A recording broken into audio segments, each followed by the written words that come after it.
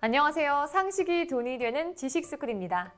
중국이 사실상 코로나19 종식 선언을 발표한 가운데 방역 유공자를 위한 표창 대회가 열렸습니다.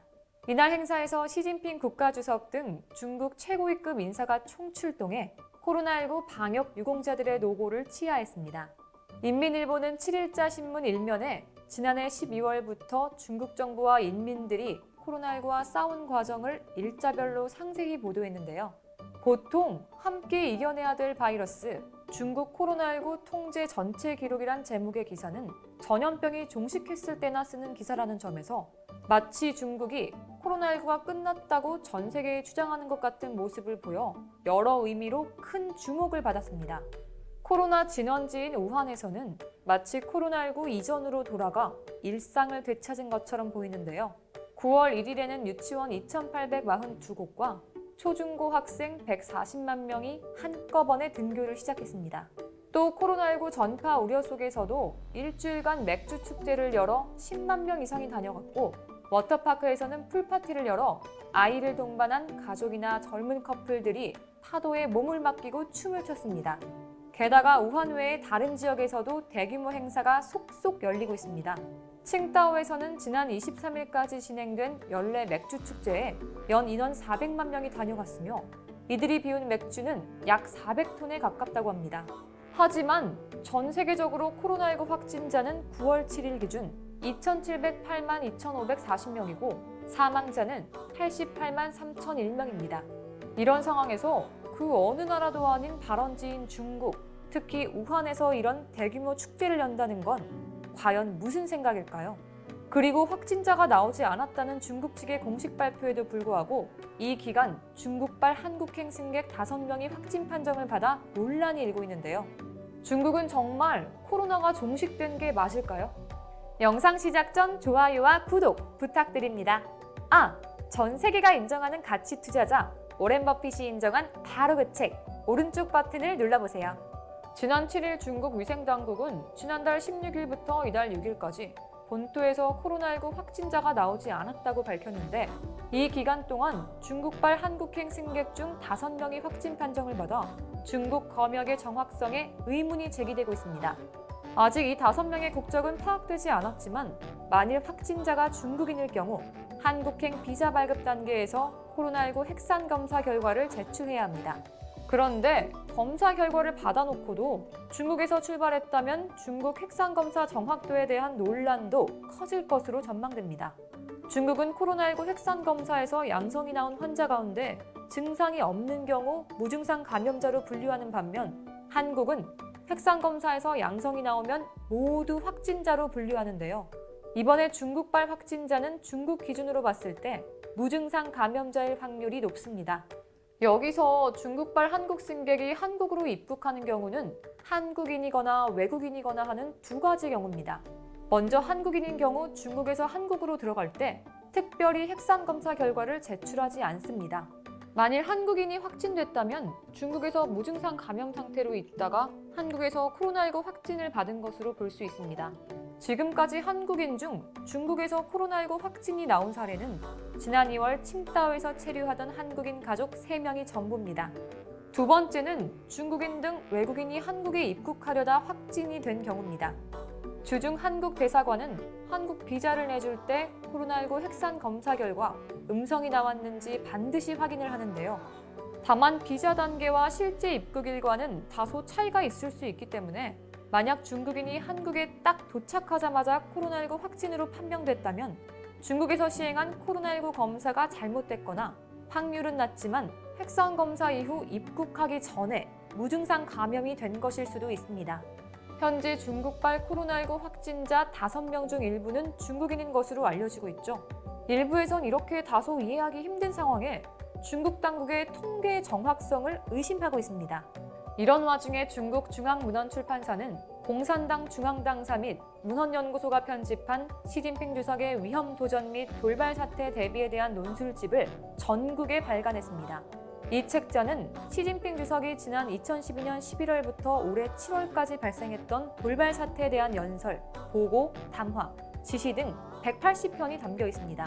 이 책자는 중국 내 코로나19 본토 신규 확진자가 22일 넘게 0명을 기록하며 코로나19가 종식 수순을 밟는 중에 발간됐는데요.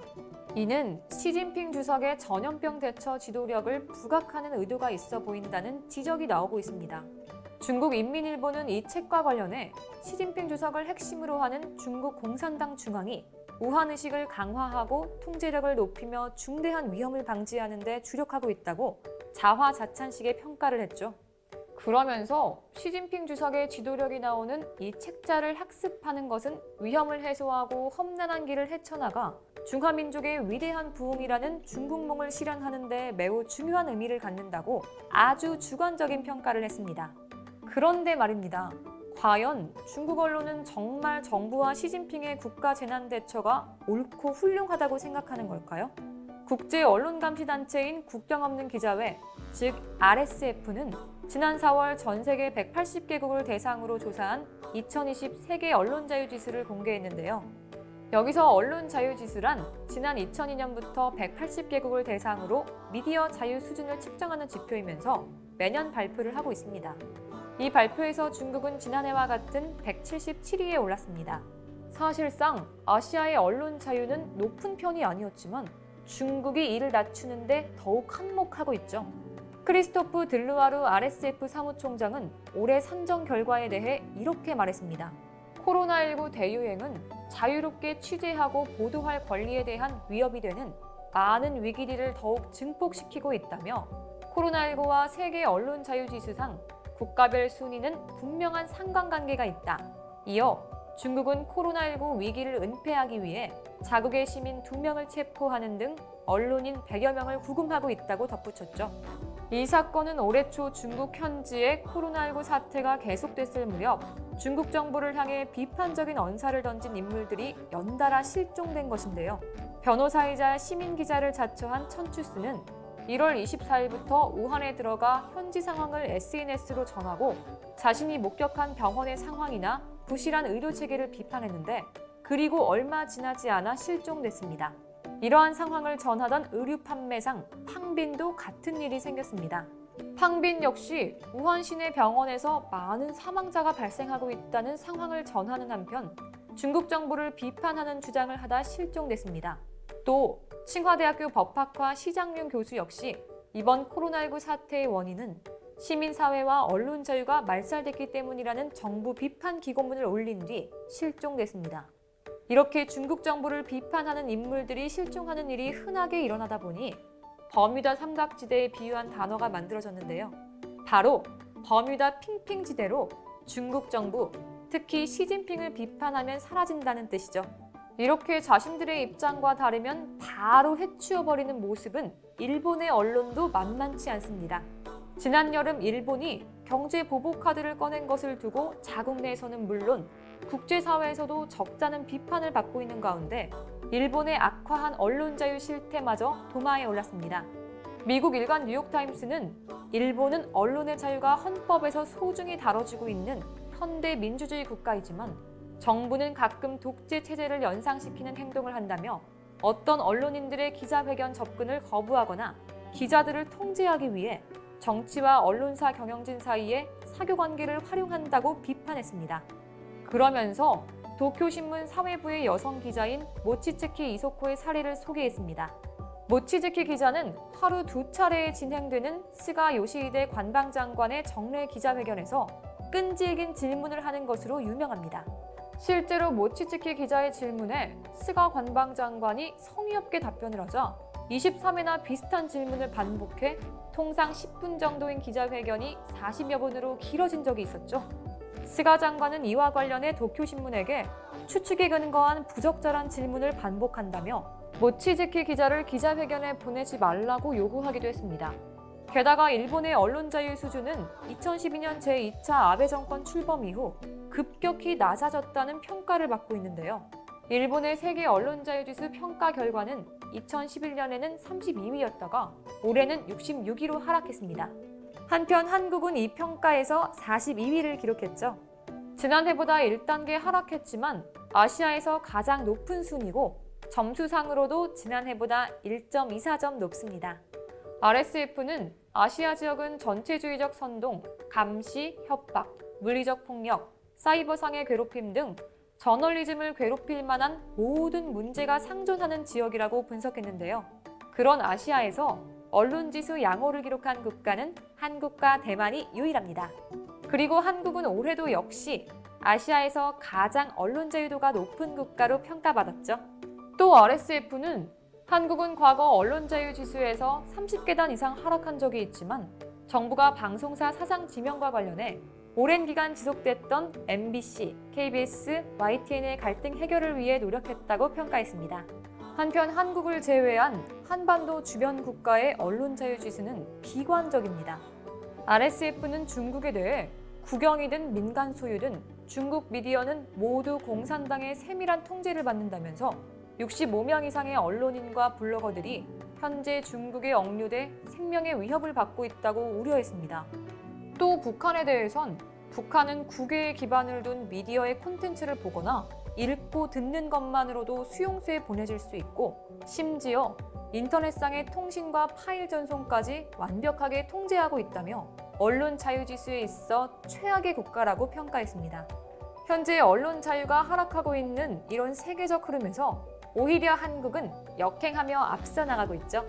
심지어 자유를 가장 우선시하는 미국보다도 언론 자유 지수가 높은 편인데요. 한국이 42위인 반면 미국은 45위를 기록했습니다.